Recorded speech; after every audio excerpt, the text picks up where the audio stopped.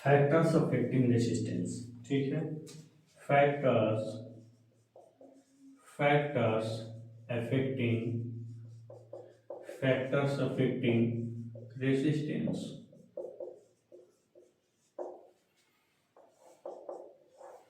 इसको हम क्या बोलते हैं? प्रतिरोध को प्रभावित करने वाले कारक। प्रतिरोध को प्रभावित करने वाले कारक। वो कौन कौन से कारक हों जो रेसिस्टेंस को क्या करते हैं? प्रभावित करते हैं। तो चलिए इसको भी देख लेते हैं, अच्छे तरीके से एक्सप्लेन कर देते हैं। प्रतिरोध को प्रभावित करने वाले कारक कौन कौन से हैं, ठीक है। तो देखिए, सबसे पहला जो प्रतिरोध को प्रभावित करने वाला कारक है वो लेंथ ऑफ कंडक्टर है। क्या है? Length of conductor. इसको हम क्या लिख सकते हैं? ऐसे लिख सकते हैं, पदार्थ की लंबाई, या चालक पदार्थ की लंबाई लिख दीजिए, चालक पदार्थ की लंबाई, ठीक है। सबसे पहला अफेक्टिंग फैक्टर यही है, जितना लंबा कंडक्टर होगा उतना ही ज्यादा इसका रेसिस्टेंस होगा, ठीक है। क्रॉस सेक्शनल एरिया ऑफ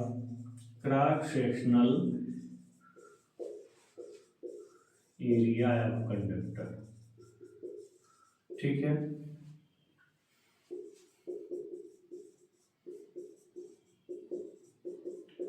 चालक पदार्थ के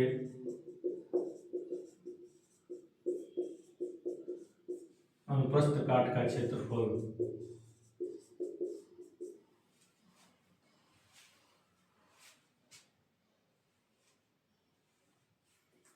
cross sectional area of conductor, चालक पदार्थ के अनुप्रस्थ काट क्षेत्र, ये भी जो है रेसिस्टेंस को प्रभावित करता है। अगर अनुप्रस्थ काट का क्षेत्रफल बढ़ेगा तो रेसिस्टेंस क्या होगा? घटेगा, ठीक है। ये हो गया। अब फिर क्या है? नेचर ऑफ मटेरियल, ठीक है। नेचर ऑफ मटेरियल, जैसे नेचर मतलब अगर पदार्थ की रेसिस्टिविटी बढ़ी है तो रेसिस्टेंस भी उसका ज़्यादा होगा। पर मीटर लेंथ का रेसिस्टेंस भी ज़्यादा है। अगर रेसिस्टिविटी कम होगी तो पर मीटर लेंथ का रेसिस्टेंस भी क्या होगा? कम होगा। यानी कि अगर मटेरियल अलग अलग हैं, एल्यूमिनियम है, कॉपर है, इसको मिला दिए तब भी रेसिस्टेंस उसका चेंज हो जाएगा, ठीक है। मतलब मिक्सचर पर भी डिपेंड करता है, ठीक है। नेचर ऑफ मटेरियल यानी कि आप इसको क्या लिख सकते हैं? पदार्थ की प्रकृति, ठीक है। कहीं कहीं इसको देखने को नहीं मिलता है, और नहीं भी लिखेंगे तो कोई बहुत बड़ी बात नहीं है, ठीक है। फिर क्या है? चौथा है टेम्परेचर। अगर हम टेम्परेचर की बात करें तो अगर किसी कंडक्टर का टेम्परेचर आप बढ़ाएंगे तो उसका रेसिस्टेंस घटेगा भैया। क्यों घटेगा? टेम्परेचर जब बढ़ाएंगे तो ये चीज हमें बताइए, ये मान लीजिए आपका कंडक्टर है, क्या है? ये मान लीजिए कि आपका ये कंडक्टर है। कंडक्टर का मतलब क्या है? ध्यान से समझिएगा। ये मान लीजिए आपका क्या है? कंडक्टर है। तो इस कंडक्टर में क्या है? इसमें इलेक्ट्रॉन वाले चार जैसे फ्लो हो रहे हैं, बहुत आराम से बेचारे फ्लो हो रहे हैं, कुछ नहीं कर रहे हैं, केवल अपना काम कर रहे हैं, फ्लो होने का काम कर रहे हैं, ठीक है। आपने क्या कर दिया? नीचे से इसका टेम्परेचर बढ़ा दिया। अरे जब चुपचाप फ्लो हो रहे थे तो खुरापात करने की क्या जरूरत थी? लेकिन आपने खुरापात कर दिया, टेम्परेचर बढ़ा दिया। अब ये जो चार्ज हैं, ये फ्लो होने के बजाय ये क्या करने लगते हैं? कंपन करने लगते हैं अपनी जगह पे। ये क्या करने लगते हैं? अब ये आपस में ऊपर नीचे क्या कर रहे हैं? कंपन करने लगे, ठीक है। तो ये बताइए, जब ये चार्ज अपने आगे पीछे कूदने लगेंगे तो आगे मूवमेंट नहीं होगा। जब चार्ज आगे फ्लो नहीं होंगे तो क्या होगा? रेसिस्टेंस क्या होगा? बढ़ेगा ही बढ़ेगा। वही चार्ज फ्लो होने से ही धारा बढ़ती है, कंडक्टेंस बढ़ता है, चालकता बढ़ती है। और वही फ्लो नहीं हो रहा है, अपनी जगह पे कूद रहे हैं सब। कूदने की वजह से जब चार्ज नहीं फ्लो होगा तो आपका रेसिस्टेंस, जब चार्ज नहीं फ्लो होगा तो कंडक्टेंस यानी कि उसकी चालकता घटेगी तो रेसिस्टेंस क्या होगा? बढ़ेगा। दोनों एक दूसरे के इनवर्सली प्रोपोर्शनल होते हैं। तो इसी प्रकार जब किसी चालक पदार्थ का टेम्परेचर बढ़ाते हैं तो ये होता है, उसका रेसिस्टेंस घटता है। तो इसको लिख सकते हैं फॉर कंडक्टर। अगर हम कंडक्टर की बात कर लेंगे ना, तो जो रेसिस्टेंस होगा वो टेम्परेचर के इनवर्सली प्रोपोर्शनल होगा। अगर टेम्परेचर बढ़ेगा तो रेसिस्टेंस घटेगा, टेम्परेचर घटेगा तो रेसिस्टेंस बढ़ेगा, ठीक है। लेकिन फॉर अगर हम इंसुलेटर की बात करें या सेमीकंडक्टर की बात करें, फॉर इंसुलेटर और सेमीकंडक्टर, अगर हम इसकी बात कर लेना, फॉर इंसुलेटर और सेमीकंडक्टर अगर हम इसकी बात करें तो ये डायरेक्टली प्रोपोर्शनल होते हैं। ठीक है, कब तक? जब तक ये चालक न बन जाए तब तक। ठीक है, ये जो बिफोर कंडक्टर, ठीक है, यानी कि ये डायरेक्टली प्रोपोर्शनल होता है कब तक? जब तक कंडक्टर न बने तब तक। जैसे मान लीजिए आपका इंसुलेटर, आपका सेमीकंडक्टर की बात अगर हम कर लेते हैं, अगर हम सेमीकंडक्टर की बात कर लेते हैं, जैसे मान लीजिए कि देखिए होता क्या है, थोड़ा सा समझ लीजिए।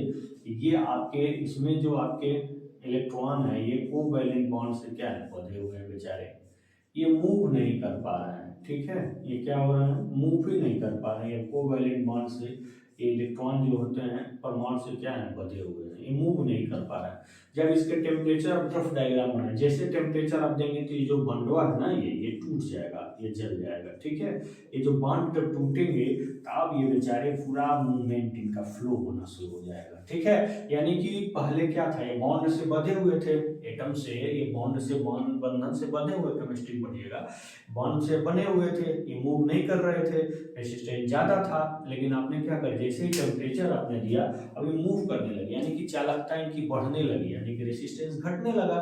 यानी कि अब ये बन गए क्या, conductor. By the help of temperature it makes conductor, ये कंडक्टर हो बन जाता है। जब ये कंडक्टर बन गया, अब जब इसका टेम्परेचर आप बढ़ाएंगे ना तो भी क्या करेगा, अब ये मूव करने की जगह पे डैम्प करने लगेगा, अपनी जगह पे विब्रेट करने लगेगा, अब रेसिस्टेंस क्या हो जाएगा, घटना शुरू होगा। यही क्रिया आपका इंसुलेटर का है। मान लीजिए कि आपने यहाँ पे एयर रखा है, क्या है, ये मान लीजिए आपने एयर है और इसका आपने टेम्परेचर बढ़ा दिया। ठीक है, एयर एयर क्या है, इंसुलेटर है, एयर आपने रखा, उसका टेम्परेचर आपने बढ़ा दिया। जब टेम्परेचर बढ़ाएंगे ना, जब एक लिमिट से ज़्यादा बढ़ा देंगे ना, तो जो एयर के मॉलिक्यूल्स हैं, मतलब जो अणु है, उनके अंदर जो परमाणु है, परमाणु में जो इलेक्ट्रॉन है, वह इलेक्ट्रॉन क्या होगा, न्यूक्लियस से फ्री हो जाएगा। जब न्यूक्लियस से इलेक्ट्रॉन फ्री हो जाए, इसके अंदर छुपे पड़े थे, अब टेम्परेचर आपने बढ़ाया तो इलेक्ट्रॉन इसके अंदर से क्या हो गए, बाहर निकल गए। अब इलेक्ट्रॉन जब बाहर निकल गए ना, तो इस प्रोसेस को बोलते हैं ब्रेक डाउन होना। क्या बोलते हैं इसको, ब्रेक डाउन। बहुत इंपॉर्टेंट पॉइंट बता रहे हैं, ये कहीं आप पाएंगे नहीं, जान लीजिए, ब्रेक डाउन होना, यानी कि इंसुलेटर से इलेक्ट्रॉन का बाहर निकल जाना क्या कहलाता है, ब्रेक डाउन होना कहलाता है। तो जब इलेक्ट्रॉन ये बाहर निकल जाएंगे ना, इंसुलेटर से बाहर वो निकल जाएंगे, अब ये फ्री होने के लिए स्वतंत्र है।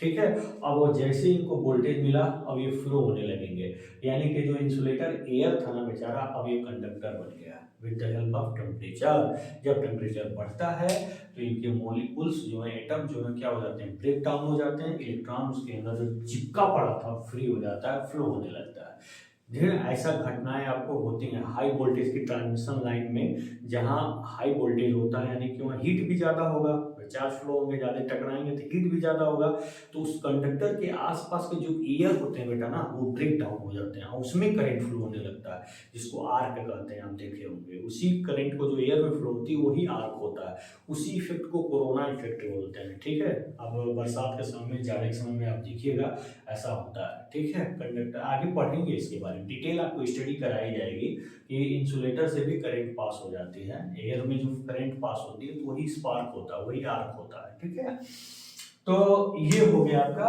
अब फ्री हो गए, अब फिर टेम्परेचर बढ़ाने लगेंगे तो रेसिस्टेंस घटने लगेगा।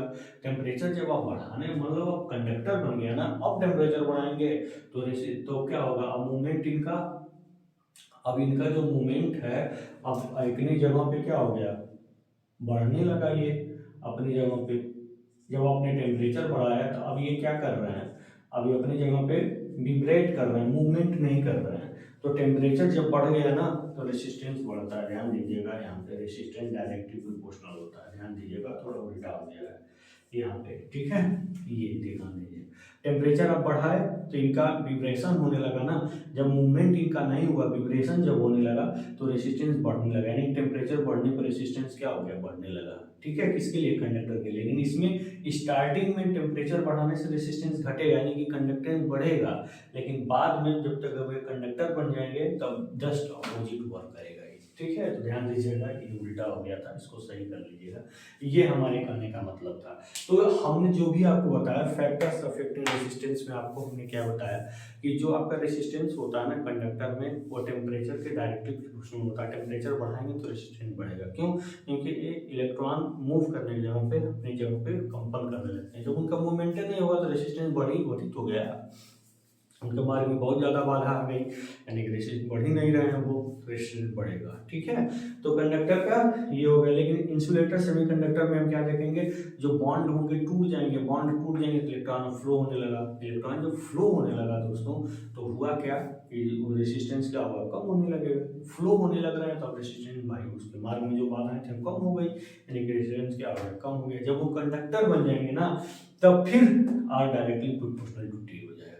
ठीक है, चीज़ों को समझ गए होंगे, जान गए होंगे, आशा करते हैं अच्छा लगा तो। ठीक है, बस आज की वीडियो लेक्चर है दोस्तों इतना ही, धन्यवाद।